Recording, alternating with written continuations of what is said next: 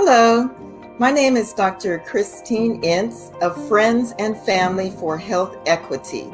My guest today is dermatologist Dr. Raymond Blackburn. We will discuss skin health and aging and its relationship to diet.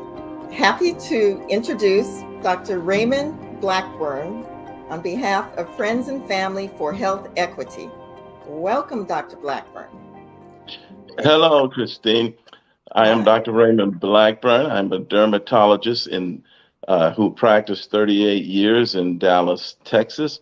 Actually, I was the second African-American dermatologist to practice in Texas in the history of the state. I like practicing.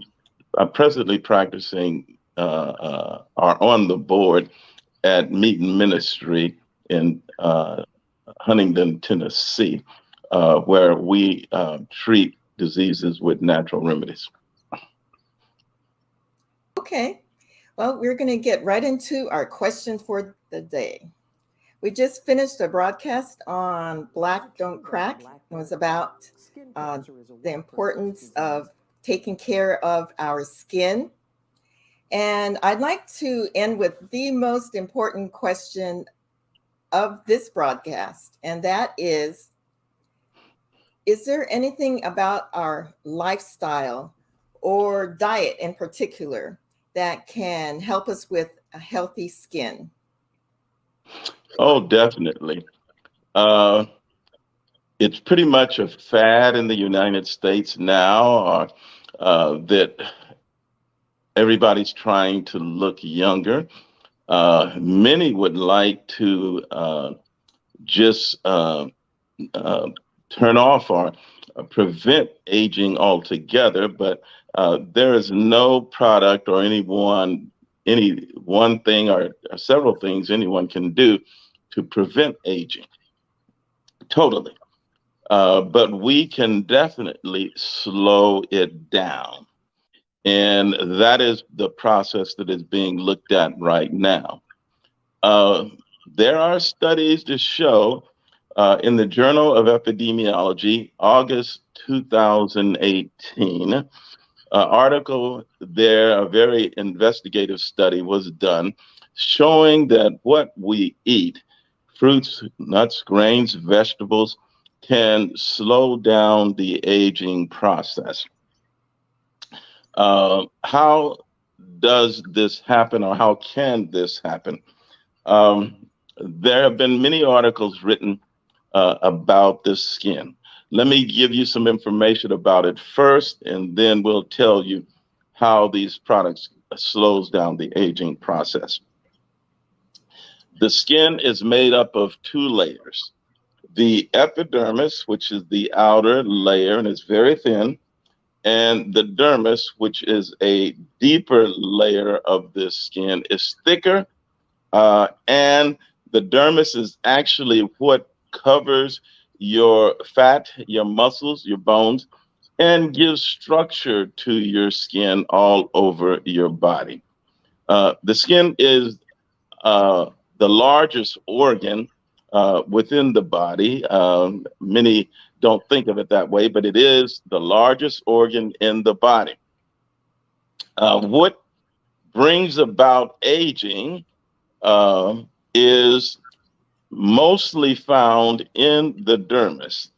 The epidermis is made up of cells that find themselves, the basal cells, the squamous cells that gradually peel off, or shed is a word I should use, shed from your skin and your nails and off your skin. It has been said, and pretty much correctly, every 7 years, you develop a new layer of skin because the skin that you had there before has shed off, and you are actually a new person in your skin.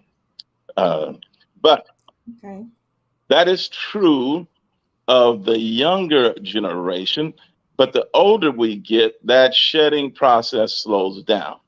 And so that is a small part of the aging process because we're not making as fast new cells to be shed off.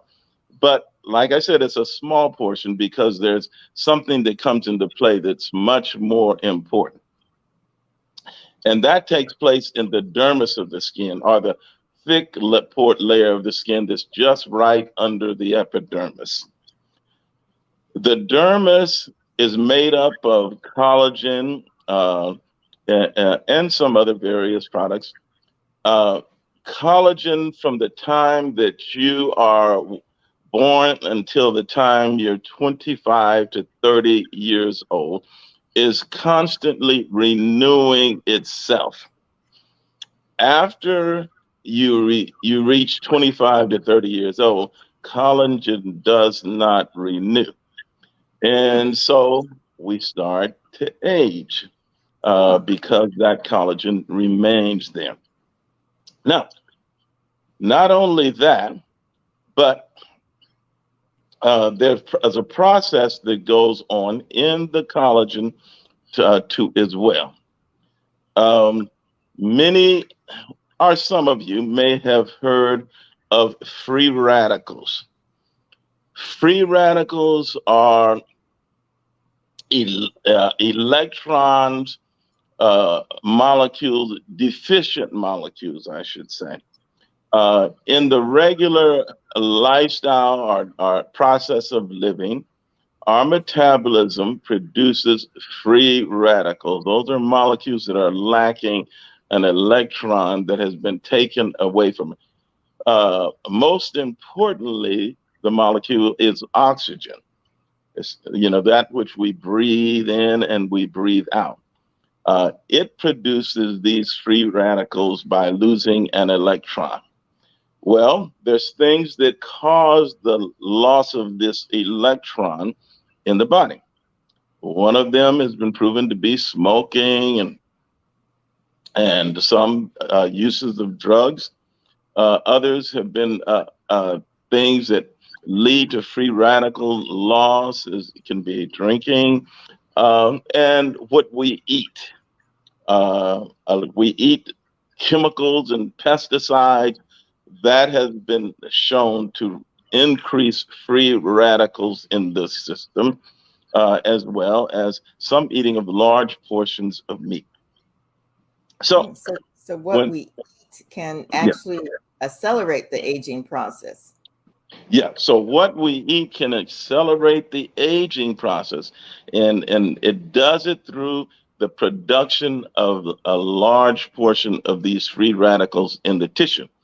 Now, there are things that we can eat to reduce down the free radicals in the system. Fruits, grains, vegetables, those type of things reduces down the free radicals. They provide an electron for those free radicals and neutralize them such that the free radicals do not react as rapidly, they still react, but as rapidly with the collagen in our skin to produce cross-linking. When the cross-linking takes place in the collagen, it becomes stiff, it becomes less resilient. It's not, it doesn't bounce like it did when we were young, and is not as smooth. And then we begin to age. So by eating these vegetables and fruits and grains, which neutralize the free radicals, we slow down the aging process. The more free radicals we have, the faster it takes place. Well, Dr. Rayburn, that is fascinating. So in the past, I used to tell people, based on what my mother used to tell me, that they have a plate full of color. So is that true in the importance of our skin health as well? Yes, it is. You have to be careful. Some people will say, well, I like this vegetable, I like this fruit, so I'll eat it all the time. No, the variety is necessary. You just can't eat one type of fruit and vegetable, grains and nuts. The more variety you have, the more effective you're going to be in minimizing the free radicals in your skin. So I always recommend a wide range diet, green leafy vegetables, red vegetables, peppers, and a wide variety of fruit, rather than limiting it to some small area because you like that area. Okay. So the last question, Dr. Blackburn. My granddaughter at 18 months has now become a picky eater, and she just doesn't like her vegetables. Should I give her a vegetable pill or a vitamin C tablet, or for my 90-year-old mother, give her lotions full of vitamin A and C, or myself for that matter? I'm smiling a little bit because uh, parents have to be parents and not allow the child to be the parent. Okay. Although I would not Thank you. force I'm on, recording that one. I wouldn't force on the child, something that they really don't like, but maybe in small portions, try to teach them to enjoy a particular item that they may not enjoy that's good for them. So you're I, saying that a pill is not going to do it? I wouldn't say a pill wouldn't help. I think it could help if it has a lot of the nutrients in it, but I would prefer to go naturally. Uh, I would prefer that the child develop a taste for these things that are good for them. Oh, and some of it will have to be done over time, um, rather than them get in the habit of trying to correct something by taking a pill. The better choice is the natural choice of getting their fruits, nuts, grains, and vegetables through naturally eating in their diet. All right. Well, Dr. Rayburn, I thank you. You may not remember, but you spoke at a church that I was at 35 plus years ago, and I don't think you've aged much at all. Well, thank Well, you. thank you. Flattery will get you everywhere. Okay. All right. Thank you. Bye. Thank you. Bye bye.